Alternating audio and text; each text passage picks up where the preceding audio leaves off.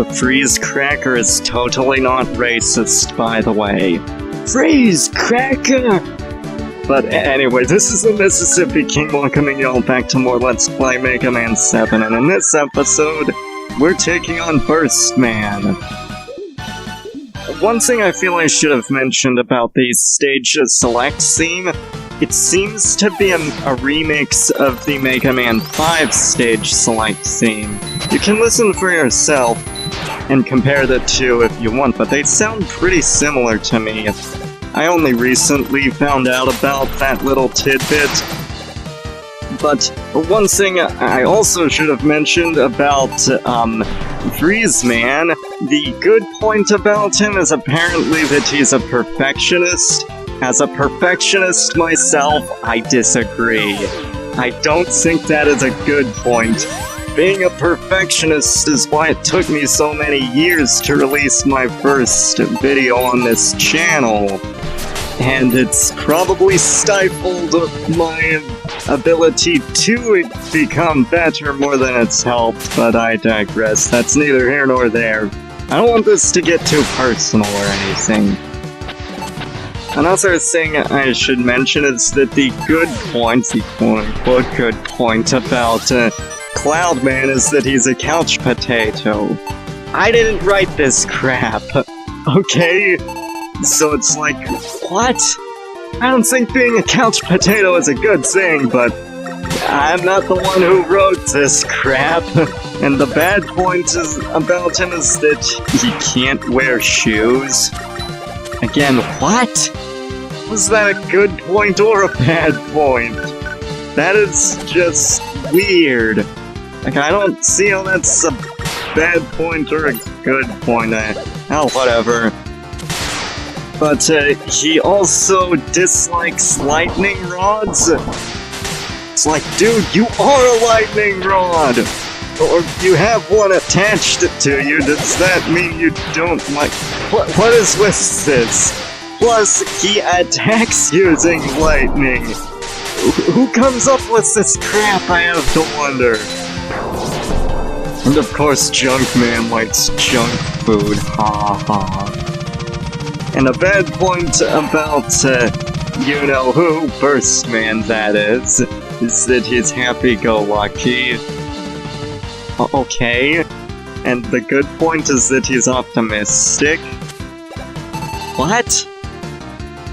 I mean, like, how is one bad and the other good? I don't get that, but whatever. I'm not the one who wrote this crap, so don't come after me for saying that Cloudman's quote-unquote good point is that he's a couch potato. And guess what's coming up right now? It's the Disappearing Blocks of Doom! Yep, the Disappearing Blocks of Doom are back for their first appearance in a 16-bit game. No, the Wily Wars doesn't count then, that was a repackaging, an enhanced port compilation thing that wasn't even released in America, except via some Sega channel thing or whatever. And I'm using the Junk Shield in this stage because, like, it's really good. It is the second best shield weapon in the game. Well, in the series, that is. It's the best in the game, because there's actually kind of a second shield weapon in this game, which is interesting. It's the Scorch Wheel, which sucks, and I don't really like it. But yeah, it circles around you and, like, protects you. It doesn't use that much. Like, it doesn't use a lot to kill enemies, and they just keep with you even until the next screen. The best shield weapon would be the Jewel Satellite, but we haven't gotten to Mega Man 9 yet. And Burst Man can be a little bit tricky with his weakness because of the insta-kill spikes, and his danger wrap can be used to carry you to the ceiling, so if you're not careful, then things could turn out very badly for you. However, if you just jump in between the various bombs that he shoots, then you should be okay. He's not that hard. Another thing about bass is that I realized that bass and treble both have their own database cards, so they actually will have their own info cards. However, I didn't add them in the last episode because, well, they kinda contain some spoilers, so I want to hold back on that. But on a side note, what I will say is that bass's name in Japan is apparently Forte, and treble is Gospel. So that's kind of interesting. Forte apparently means like loud, it's music notation. And gospel is presumably not named for the Bible, but for gospel music, since, you know, everything's a music reference. Bass and treble's another music reference. Personally, I kind of think that bass and treble are better names because it's like, they're more consistent. Bass and treble are related concepts, but forte and gospel? No, they're not related. Welcome home, Mega Man. Dr. Light, what do you think of bass? His actions don't seem to indicate a threat. I don't believe he is our enemy.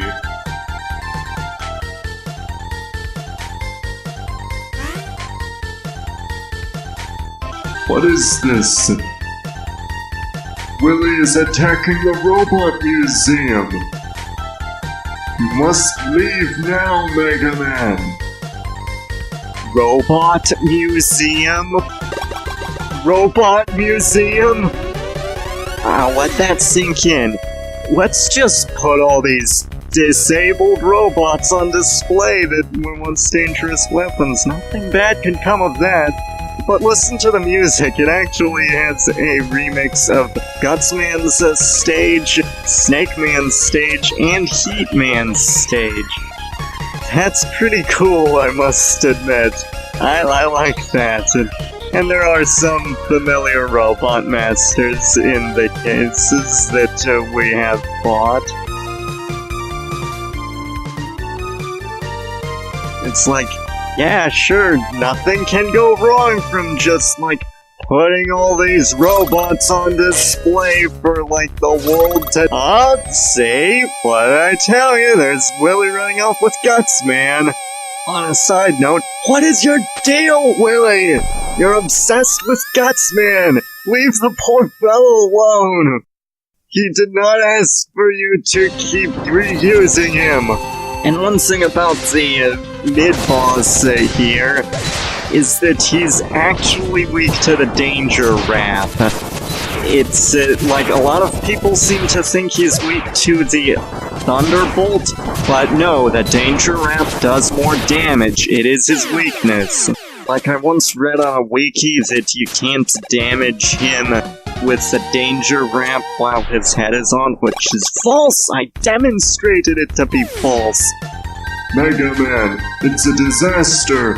Willy and his robots are rampaging through the middle of the city! Get going! And yeah, that's pretty much as you would expect. 4 more robot masters! So, yep, we have, like, some new robot masters. Spring Man, we have Slash Man, Shade Man, and Turbo Man. So I'm actually going to be fighting Turbo Man first. I mean, well, first of these next 4 robots. You know what I mean. About the boss for the mid-stage, which is called Mash. Yeah, like, I read that you can't damage him with the danger wrap.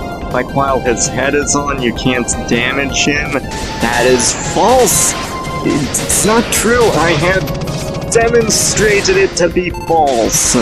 You can damage him with the danger wrap. And one thing I feel I should mention about the danger wrap, you can actually aim it up, forward, or down, and like launch a bomb that like will detonate slowly, like if you put it on the ground. Again, the game does not tell you this. You have to find this out. This game gives no indication of it whatsoever. I think I'm noticing a pattern here. Yeah, it doesn't seem to want to tell you stuff. I wonder if we'll run into any other weapons that are like that. And yes, but that seems to be a recurring issue with this game. It doesn't tell you stuff that you need to know! Also, I'm playing this on the Mega Man Legacy Collection 2, just on a side note, and that actually gives you the ability to use checkpoint saves. However, I am not going to use that because, you know, I don't need to use that. And plus, I want to keep things as authentic as possible. So I don't need to use any stinking checkpoint saves. I can beat this game without using any energy tanks. And that's what I'm gonna do. Well, that's right, you heard me. I'm going to beat this game without using any energy tanks. That means I am beating every boss, including that infamous one that fans of this game are no doubt aware of. I don't need to use energy tanks in this game, folks, and I'm going to prove it to y'all. But there's a secret that's coming up where it's like they just expect you to just straight up walk through the wall! So here's Proto Man again, and I'll explain why I keep looking for Proto Man in the next video. Mega Man, have you collected the RUSH circuit plates? No, of course not. Cool, but remember, the Super Mega Man armor is too bulky to allow you to slide. Good luck, Mega Man. I'll see you later, if you survive. Also, what do you think of my invisible mug of tea? Lovely. Also, wait, what? You have an invisible mug of tea? Why tea? Don't judge me, I just like tea. Besides, I somehow have a southern accent, which I guess means I like sweet tea all of a sudden. Hey, I'm southern. I know that people down south here love their sweet tea. I myself love me some sweet tea. Just saying. Sweet tea is pretty good. I'm trying to like cut down on it just because I don't want to like consume too much sugar or anything like that, but I do love me some sweet tea, I can't deny that. Also, the part back there with the lava that comes out of the walls that was insta-kill, that seems to be a callback to Quickman's stage. Yep, another callback. Seem to be noticing another pattern here. That's kind of neat, but nevertheless, we're going to fight Turbo Man, who is ridiculously easy. Well, I'll admit, he did give me a decent bit of trouble my first time fighting him. I didn't really know what his weakness was, and he was really difficult to predict when he charges at you, but now I can beat him while taking very minimal damage without his weakness. He is pretty easy. You see, you just gotta listen for a very specific sound effect when he charges at you, and just keep doing what I'm doing, and he should be toast. He's not much of an issue, really. I mean, apparently he's quick on his feet, so that's good, I guess. But yeah, that's really all to the fight, folks. I don't know whether y'all were expecting something climactic or anything like that. And I'm actually going to be saving a decent bit of the backtracking for next video, because, you know, there are some things that I may end up missing. Well, I mean, I have to do some backtracking now that I think about it, because, like, in Shade Man's stage, there are 2 items that I can get from it, and both of them are on alternate routes. Of course, then again, I guess you could also die intentionally, but it's like, I don't exactly want to do that. It's not particularly good to keep that up, but yeah, it's still, you're not, you kind of still have to do some backtracking, but yeah, that's all. I mean, I won't have to do some backtracking into Slashman's stage, which is our next destination, and I'll admit it has one of the best stage themes in the game. Honestly, I think this game's soundtrack is a little underappreciated. I mean, like, I've heard a lot of people say that, like, there are a lot of other people who dislike Mega Man 7 or something like that, and it's like, I've heard more about this group than I've actually seen it. So, that's the thing. It's like, I'm not saying that group doesn't exist. I mean, I'm sure it does, but I haven't really heard of it. I haven't really seen much of it, that is. This stage also contains a callback to Bright Man's stage, which, you know, I appreciate, especially considering that Mega Man 4 is, like, my 3rd favorite Mega Man game. Yes, I know, it's not the most popular of opinions, but it is still something that I do genuinely believe. I personally think that Mega Man 4 is right up there with Mega Man 2 and 3 in terms of quality. But yeah, I do still enjoy this game, and that's one thing I feel I should mention. The music of this game is incredible.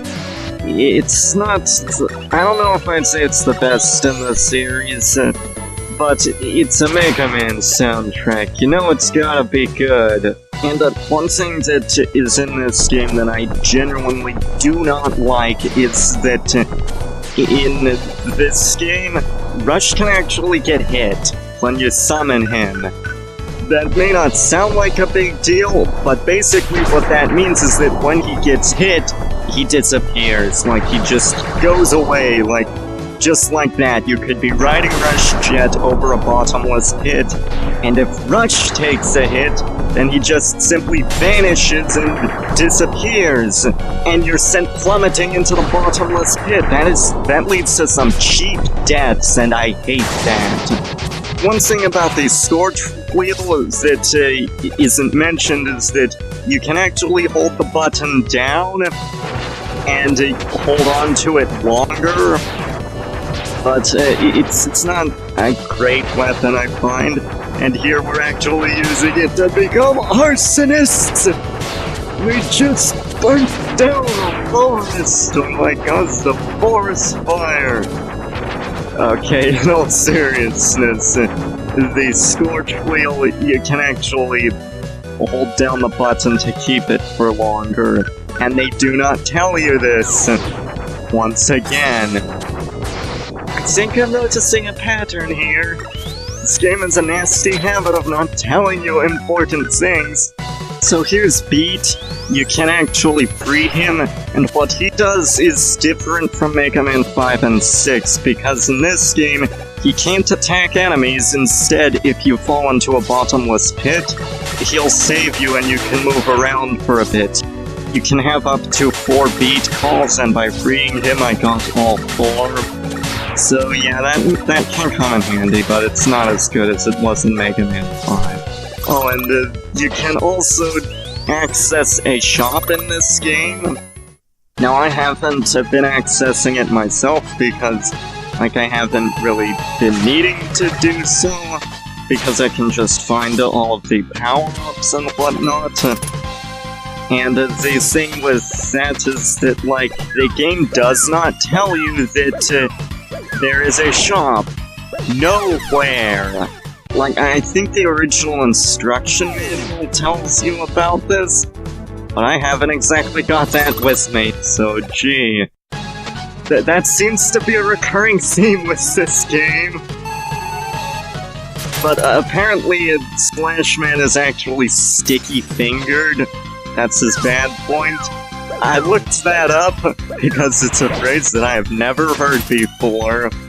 Apparently it means that he's inclined to steal, which, you know, maybe I can kind of see how that's a thing with him. You know, that's kind of, that's interesting. That's a phrase that I have never heard before. And Turbo Man, by the way, he's a transformer. No, seriously, he can transform into a robot. And he can just, like, do that and completely, like, change his appearance. He's a robot in disguise. And he also dislikes First Man. Oh, snap! He dislikes his own comrade. Why would you do that, Willy? You'd make a robot dislike his own comrade? Sounds kind of like a flaw. So, yep, this game is officially canon for Transformers. So, get your Optimus Prime. I don't really watch Transformers. I've never really been interested in it. I saw some of the cartoon and it didn't interest me. I just don't see why people love it so much, of course. If you like it, good for you. It's just, I personally don't see why people care for it that much. It's just my opinion. I just wasn't really interested in it all that much. I've never really been interested in it. It's just kind of there. In, like, his Shade Man stage, I'm actually going to be showing off the Slash Claw, which is pretty good.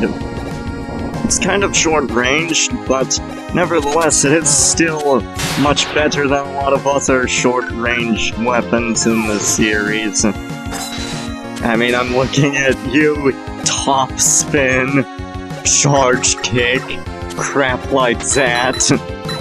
You know, it's definitely a lot better because it actually has a clear attack range, and you have some range with it. And I actually like the Slash Claw. Admittedly, the weapons in this game are kind of hit and miss. And before anyone asks, or like tries to tell me in the comments, yes, I am aware of that, the secret music that you can get to play for this stage.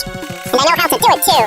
So I'm just not doing it because I'd rather save that for an extra video, and plus this is the default stage theme, so it's like, well, why not just include that?